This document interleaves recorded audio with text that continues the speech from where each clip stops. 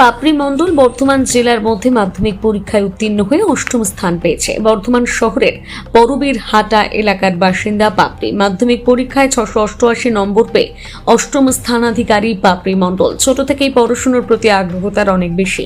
পড়াশোনার পাশাপাশি সে গল্পের বই পড়তে, কবিতা পড়তে, লিখতে ভালোবাসে। ভবিষ্যতে তার ফরেস্ট অফিসার হওয়ার ইচ্ছে প্রকাশ করেছে। পাপড়ির এই অভাবনীয় সাফল্যের পিছনে সকল শিক্ষক শিক্ষিকা থেকে শুরু করে মাকে সবথেকে গুরুত্ব দিয়েছে। তার এই পড়াশোনায় মায়ের অবদান অনেক বেশি বলে জানিয়েছে। বাড়িতে নিজের সময় মতন পড়াশোনা করে নিতেন তার মা পূর্ণিমা মণ্ডল গৃহবধূ, বাবা দেবাশিস মণ্ডল টেলারের ব্যবসা। পাপড়ি বর্ধমান বিদ্যার্থী ভবন গার্লস স্কুলের ছাত্রী।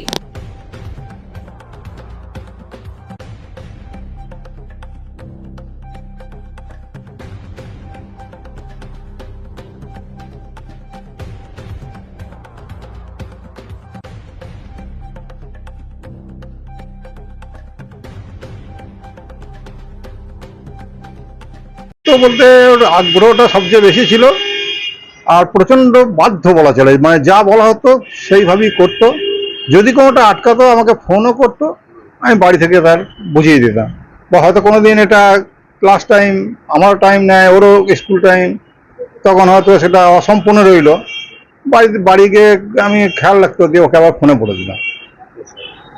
আপনি কি মানে বুঝতে পেরেছিলেন কি এই র‍্যাঙ্ক পাবে বা এরকম? হ্যাঁ, র‍্যাঙ্ক তো পাবেই, শুধু চিন্তা ছিল ইংরাজিটা একটু মানে দুটো ওয়ার্ড মিনিং যে কোনো ভাবে ওকে ভুল করে ফেলে আর কি।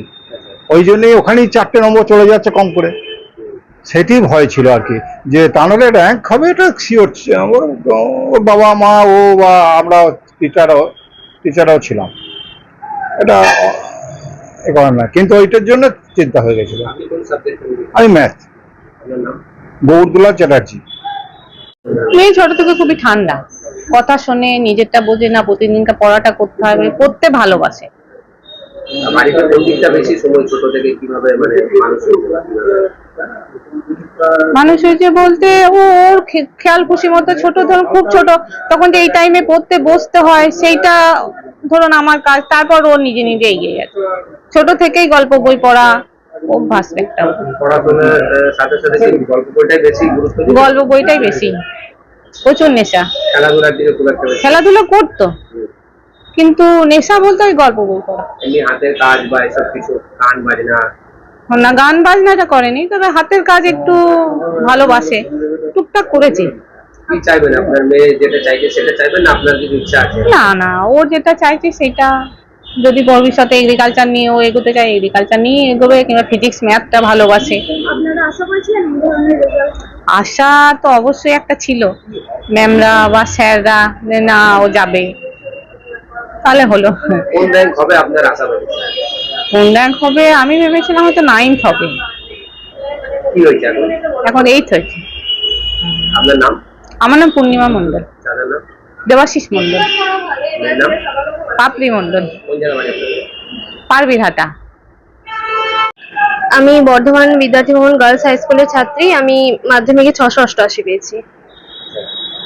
কিভাবে পড়াশোনা করতে, কতটা সময় দিতে বা কি করতে ভালোবাসো? আমি যখন সময় পেতাম তখনই পড়তাম, এভাবে সময় হিসাব করে কখনো পড়তাম না, আর প্রয়োজন অনুসারে পড়তাম। আর পড়াশোনা ছাড়া এমনিতে আমি গল্পের বই পড়তে ভালোবাসি।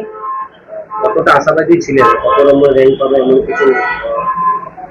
মাধ্যমিক পরীক্ষা ভালোই হয়েছিল, তবে র্যাঙ্কে আমি কোনো এক্সপেকটেশন করিনি সেভাবে। তো কি ভাবছো আগামী দিন, কিছু চিন্তা ভাবনা? আগামী দিনে আমি এগ্রিকালচার নিয়ে পড়তে চাই। কেন ওদিকটা নজর দিতে পারি? আসলে আমি ফরেস্ট অফিসার হতে চাই। আমাদের মানে এভাবে যেভাবে বন্যপ্রাণীর সংখ্যা কমে আসছে, পোচিং হচ্ছে, বা জঙ্গলের মানে জাতীয় উদ্যান এগুলোর সংখ্যা কমে আসছে, সেভাবে আমি মনে করি যে ফরেস্ট অফিসার একজন ইকোলজির জন্য বা দেশের জন্য একটা বড় রেসপন্সিবিলিটি। পড়াশোনার সাথে সাথে আর কি কি করো? এই যে গল্পের বই পড়াই আর কবিতা পড়া, এগুলো। কতটা সময় নিয়ে পড়াশোনা করতে, কোন সময়টা পড়তে বসতে? সেভাবে সকাল, দুপুর আর সন্ধ্যাবেলায় পড়তে বসতাম। 8 থেকে 10 ঘন্টা জেনারেলি পড়তাম। প্রাইভেট ক জায়গা করছো? 6 জন টিচার আছেন। বাড়িতে মা বাবা কি করেন? বাড়িতে বাবা বিজনেস করেন আর মা হাউসওয়াইফ। কিভাবে বাড়ি থেকে সাপোর্ট পাচ্ছেন পড়াশোনার? বাড়িতে মা আমার পড়াশোনা সুপারভাইজ করতেন, আমার সমস্ত ডাউট ক্লিয়ার করা, নোটস করা, সেগুলো মাই করতেন। বাবা সেভাবে পড়াশোনা কোনোদিন অবজার্ভ করেননি, বাবার সাহায্য। হ্যাঁ। কত পেয়েছো তুমি?